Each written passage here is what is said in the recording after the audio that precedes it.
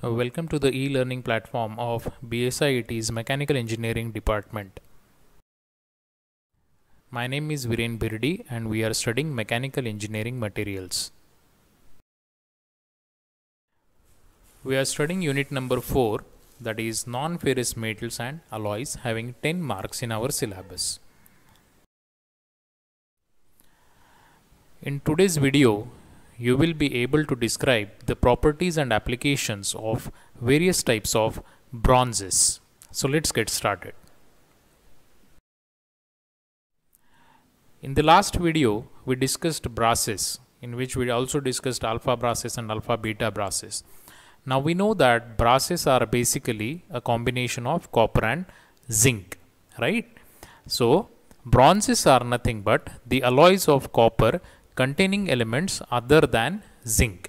कारण copper आणि zinc म्हणजे brass तयार होते. So originally the name bronze was used to denote copper tin alloys. अगोदर आपण नेहमी म्हणायचो की ब्रॉन्झ म्हणजे कॉपर आणि टिनचं अलॉय आहे.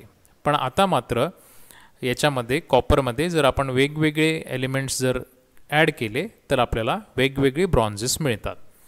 ब्रॉन्झ कॅन बी शेप्ड और rolled into wires, rod and sheets. Bronze थोडंसं मॅलिएबल असल्यामुळं की आणि डक्टाईल असल्यामुळं त्याच्या आपण वायर्स तयार करू शकतो, रॉड्स तयार करू शकतो आणि थिन शीट्ससुद्धा तयार करू शकतो. Commercially important bronzes are aluminium bronze, tin bronze, beryllium bronze and silicon bronze. हे आपण सगळे ब्रॉन्झेस आता बघूया. So let us start with aluminium bronzes. These are the alloys of copper and aluminium, in which copper is the base metal and aluminium is an alloying element. Aluminium bronzes मध्ये base metal हे copper असेल आणि alloying element हे aluminium असेल. Commercial aluminium bronze contains 4 to 11% aluminium. Other elements such as Fe, nickel, manganese and silicon are added for improvement of certain properties. Copper आणि aluminium बरोबरच जर आपल्याला त्याच्या properties काही particular properties जर इम्प्रूव्ह करायच्या असतील तर त्याच्यामध्ये आपण आयर्न ॲड करू शकतो, निकेल ॲड करू शकतो किंवा मँगनीज किंवा सिलिकॉनसुद्धा ॲड करू शकतो. These bronzes have following properties. Aluminium bronzes have good strength, ductility and toughness. They are having good bearing capacity also. Aluminium bronzes have good corrosion resistance. They are having good fatigue resistance.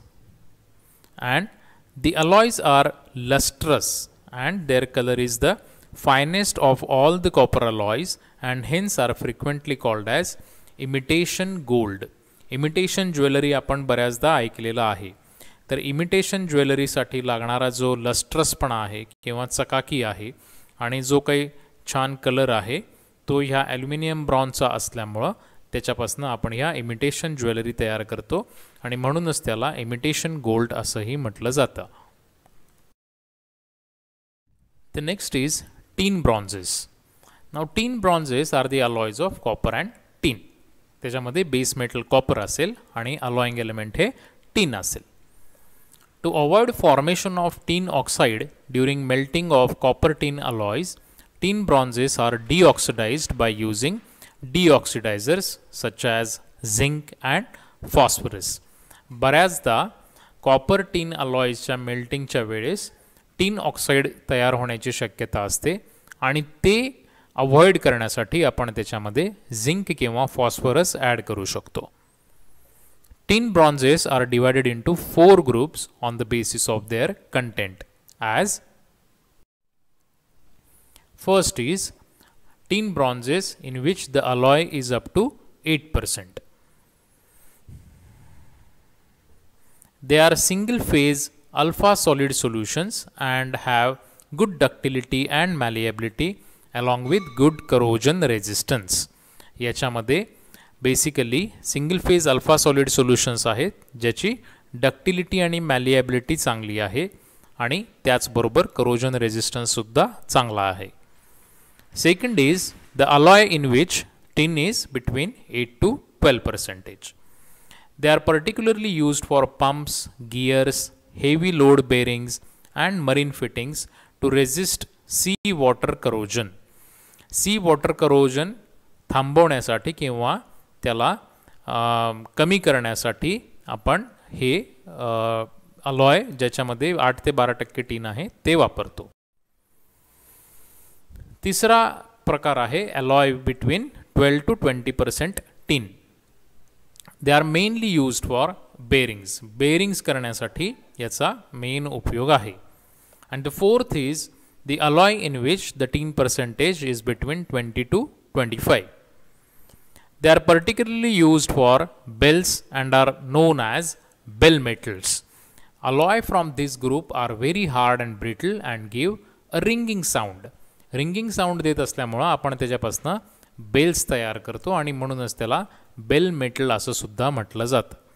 परीक्षेमध्ये हा प्रश्न येऊ शकतो की bell metal कुठल्या मटेरियलला म्हटलं जातं. So you should remember the tin bronzes in which the tin percentage is between 20 to 25 are known as bell metals.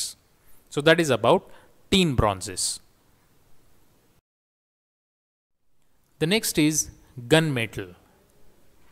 Now gunmetal is an alloy of copper, tin and zinc.